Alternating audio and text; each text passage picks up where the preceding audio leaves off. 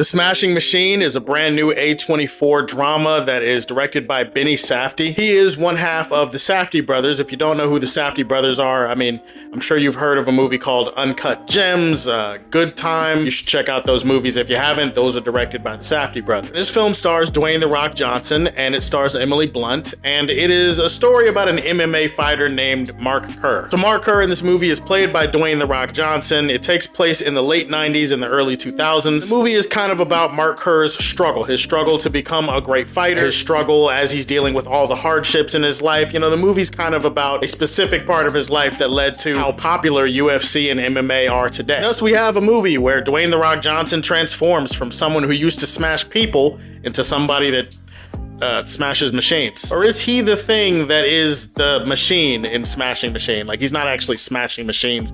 He's the, you know what, we're getting into semantics. Let's talk about the movie. So you guys have probably heard a lot of buzz around this movie. You've seen the poster, you've seen the trailers, and you see Dwayne "The Rock" Johnson looking almost unrecognizable. I say almost unrecognizable because Dwayne "The Rock" Johnson is always a beefcake. Like, he's always this big, huge dude with neck muscles coming out of his neck, I guess. If you look at the prosthetics and the hair and the face and stuff like that, yeah, he does look like a new person. What I can say is that if for nothing else, if you don't care about anything else in this movie, you definitely should check it out, at least for Dwayne "The Rock" Johnson's performance. Dwayne definitely tries to reach deep inside himself to pull something out that we have not seen before. Dwayne "The Rock" Johnson has kind of become that likable, charismatic actor that is in a lot of shitty movies, or he's in a lot of big blockbusters and he's playing like the same type of character. Well, he's playing a more tragic character in here. He's playing a character that has a lot of baggage. Shout out to Dwayne "The Rock" Johnson for committing and for going all in with this performance. It is one of his better performances. I don't know if I'd say Oscar worthy necessarily, but at the very least, he probably should get some kind of recognition somewhere. I don't care what award circuit it is, Golden Globe, whatever. Likewise, Emily Blunt brings it as well in this movie. She plays his girlfriend, a woman named Dawn. Emily Blunt is a great actress, so saying she's great in the movie, I understand, is not a surprise and doesn't really do anything for you. You know what does something for me is the fact that Emily Blunt is like way too hot to be in this type of movie. And I'm not being 100% serious, but I'm just saying, like, she was so hot that it was kind of distracting in this movie. Kind of like, Jesus Christ, did she get hotter? What is going on here?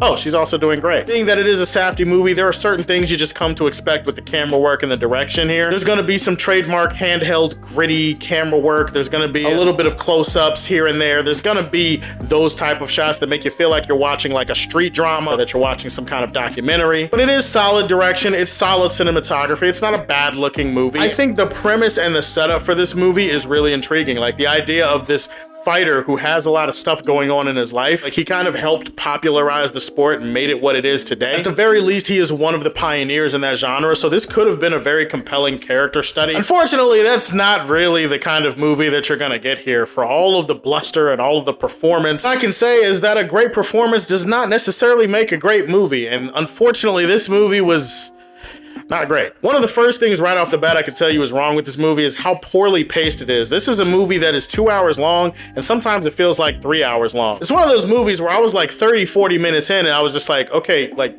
is the movie gonna start at some point, or am I missing something here? Like, when's the movie start? And then I got to the end of the movie and I was just kind of like, holy shit, this is the thing that won't die. It is still going on, and it should have wrapped up like 20 minutes ago. That to me is more indicative of really bad pacing with this movie. This movie just feels like more of a slog than it should be. And I can kind of put up with a poorly paced movie if I can sort of see the narrative point, or I can sort of see a payoff in the story, and there's little to no payoff with the story that they're telling here. This movie is kind of split between 3 different narratives. One of the narratives is Mark Kerr, he loses a fight early in the movie, and the rest of the movie is about him kind of building himself back up to become a fighter again. Then there's this other narrative involving like one of his best friends who's also a fighter, who's trying to fight to win this prize in this tournament for a lot of money. And then the rest of the movie is really about Mark Kerr and his girlfriend and them constantly like arguing. When it comes to the MMA stuff, or with the subplot with his friend or whatever, like, that's like 30% of the movie. 70% of the movie is just Emily Blunt and Dwayne "The Rock" Johnson screaming at each other. These scenes are very repetitive and very irritating because there's no